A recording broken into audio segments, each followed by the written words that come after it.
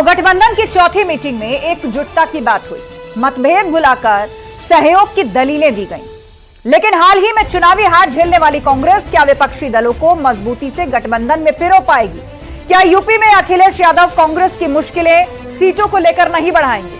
और प्रधानमंत्री मोदी के सामने विपक्षी दलों का वो कौन सा चेहरा होगा जो 24 के रण में कोई मैजिक कर पाएगा? इन तमाम सवालों के बीच सवाल यह भी कि 2024 की लड़ाई में INDIA गठबंधन का अगुवा कौन होगा? राज्यों में तकरार के बीच कैसे 24 का बेड़ा पार होगा? महाबहस में इन्हीं सवालों का जवाब में अखिलेश, हार से बैकफुट पर कांग्रेस। सभी दल बहुत जल्दी टिकट बांट करके मैदान में जाने के लिए तैयार है। सहमति बन गई। बहुत जल्दी सीटें डिस्ट्रीब्यूट होंगी और हम सब लोग जनता के बीच में दिखाई देंगे। खाते हैं जिस पर फोकस रहेगी हमारी डिबेट। सवाल नंबर 1, 24 की लड़ाई इंडी में कौन बड़ा भाई? मतलब कौन सा ऐसा दल होगा जो अगुवाई करेगा INDIA गठबंधन की, और वो कौन सा चेहरा होगा? राज्यों में तकरार कैसे इंडी का बेड़ा पार? बहुत सारे ऐसे राज्य हैं। पूर्व में हमने देखा मध्य प्रदेश के अंदर समाजवादी पार्टी और कांग्रेस आमने सामने आ गई सीट शेयरिंग को लेकर। तो 24 में बेड़ा पार कैसे होगा? 24 के सियासी रण में मोदी वर्सेस कौन? प्रधानमंत्री मोदी के आगे INDIA की तरफ से वो कौन सा चेहरा होगा जो प्रधानमंत्री पद का उम्मीदवार होगा और प्रधानमंत्री मोदी को टक्कर दे सकेगा? चर्चा के लिए हमारे साथ गेस्ट पैनल जुड़ चुका है। आइए आपका तारुफ अपने तमाम मेहमानों से करा देते हैं। हमारे साथ आलोक वर्मा जी हैं, प्रवक्ता BJP, अखिलेश कटियार जी हैं, प्रवक्ता समाजवादी पार्टी, सुधा मिश्रा जी हैं, कांग्रेस की स्पोक्स पर्सन, और प्रभात त्रिपाठी जी वरिष्ठ पत्रकार हैं। आप सभी मेहमानों का स्वागत है। और ये अखिलेश कटियार जी, INDIA की बैठक हुई, 28 दलों ने हिस्सा लिया और एक प्रेशर भी क्रिएट हो रहा था चुनाव नतीजों के बाद से कि देखिए एक बैठक तो आपकी हो नहीं पाई, क्या सभी दल साथ हैं, नहीं है? तो एकजुटता का संदेश आज दिया गया, लेकिन पेच अभी वहीं फंसा हुआ है। एक तो सीट शेयरिंग और दूसरा प्रधानमंत्री मोदी के आगे चेहरा कौन, अगुवाई कौन करेगा?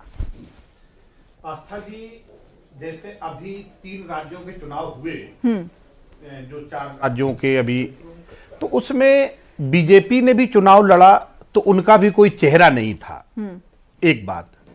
दूसरी बात, इस देश में जब समाजवादियों ने सरकार बनाई थी, विश्वनाथ प्रताप सिंह जी प्रधानमंत्री बने थे, देवगौड़ा साहब बने थे, इंद्र कुमार गुजराल साहब बने थे, उस समय भी किसी के चेहरे पे चुनाव नहीं हुआ था। जनता ने बदलाव के लिए वोट किया था।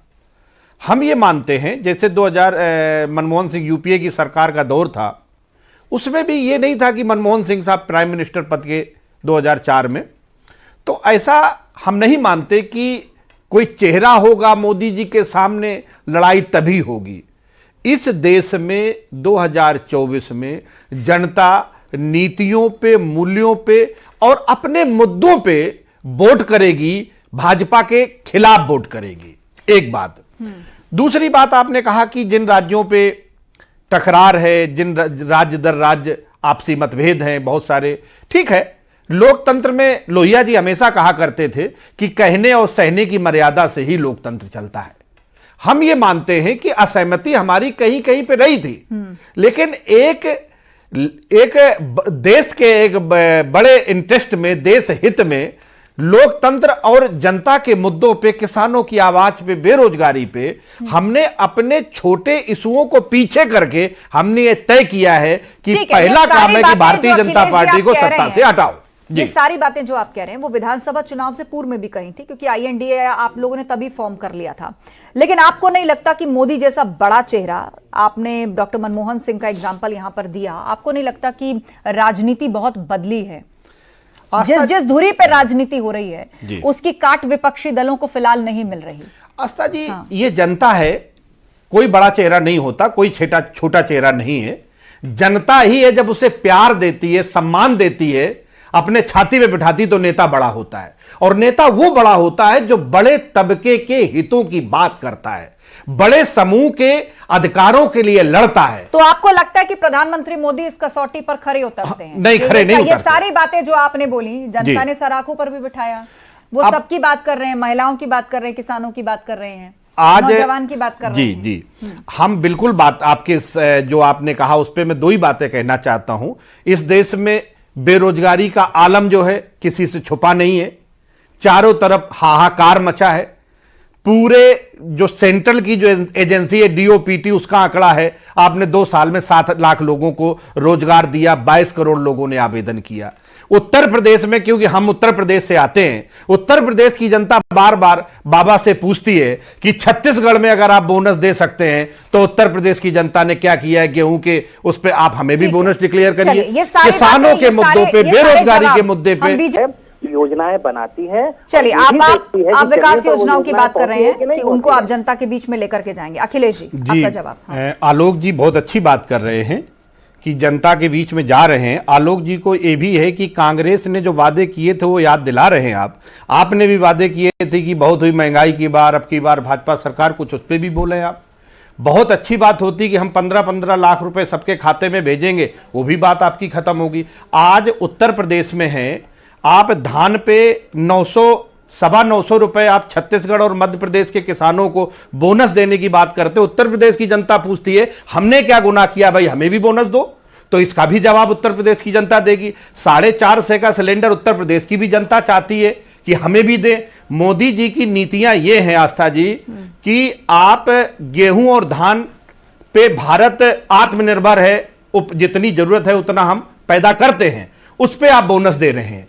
यहां किसानों के खिलाफ जो नीतियां मोदी जी ने बनाई हैं, 16,000 करोड़ की आपने पिछले साल दाल आयात करी, आप किसानों को दलहन पे कोई बोनस नहीं देते, उस पे आपकी जनता आपसे लेगी।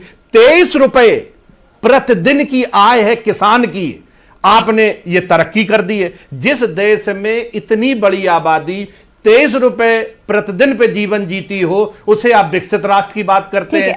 एक साथ 1,41,000 करोड़ का विदेश से आप खाद्य तेल मंगाते हैं कि भारत के किसानों को आप देते नहीं है। ये सत्ता ऐसी है जिसे ना नौजवानों की चिंता है ना किसानों की चिंता है। आलोक जी, 140 करोड़ जनसंख्या है, ठीक है, मात्र 44% जी। मेरा एक कहना है त्रिपाठी जी की बात पे कि त्रिपाठी जी, इस देश को नेताओं की नहीं, सही नीतियों की जरूरत है। हम नीतियों के आधार पे जाएंगे जनता के बीच में। हम चाहते हैं आम जनमानस पे जो हमारे पास एजेंडा है, नीतियां हैं, कार्यक्रम है, हमारा घोषणा पत्र है, हम चाहते हैं उस पे बात हो। इस देश को नेताओं की नहीं, सही नीतियों की जरूरत है और हम सही नीतियों के साथ चुनाव पे जाएंगे। नेता के चेहरे पे हम बात नहीं करना चाहते। फाइनल कमेंट आलोक जी, नीतियों के साथ जाएंगे, चेहरे के साथ नहीं।